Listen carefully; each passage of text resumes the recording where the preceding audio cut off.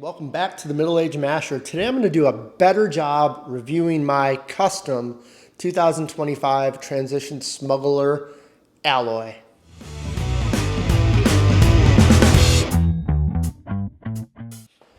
So this bike is, I'm going to say, about 70% stock at this point in time.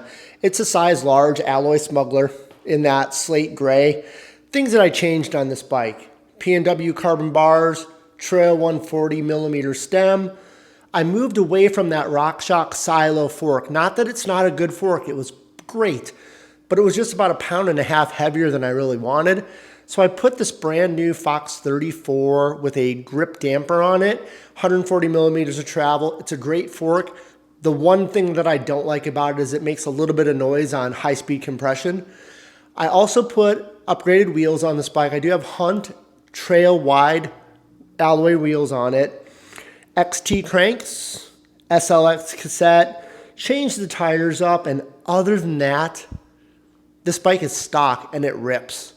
Take a look at the video. It's a little narrative over some riding at George Poston Park out here in North Carolina.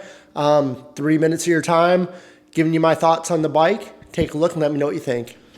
The first thing I noticed swinging a leg over the 2025 Transition Smugger Alloy in the North Carolina woods was how natural the fit felt. Nothing felt overly exaggerated or awkward. It had that balanced geometry where you just sit down and it feels ready. I pointed it straight into a climb, and honestly, I expected the usual grind, but the bike surprised me. The rear suspension settled into the travel in a really efficient way, hooking up on roots and loose rocks without a whole lot of fuss. I didn't have to overthink line choices. I just kept the pedals turning over, and the smuggler did the rest.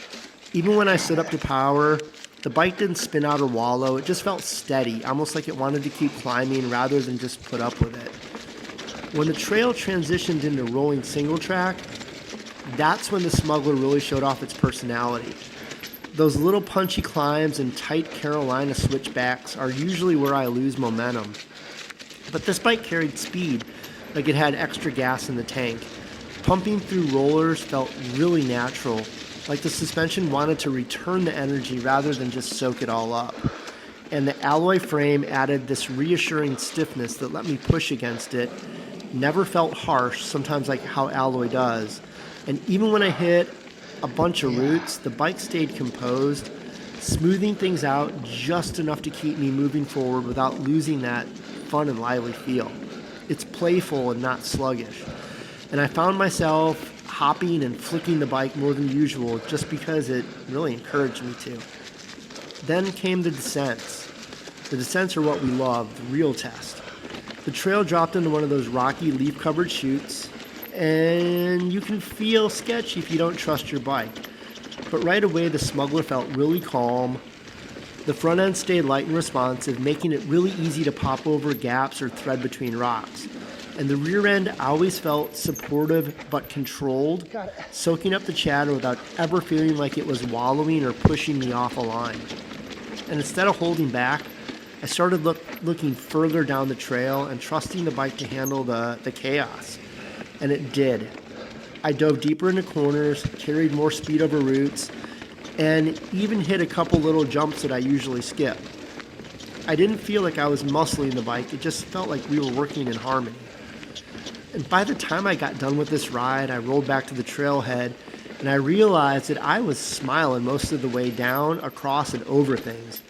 The smuggler had taken what could have been 3 separate rides: climbing, the transitions between the descents, and the descending, and tied them all together in a way that felt smooth and really natural.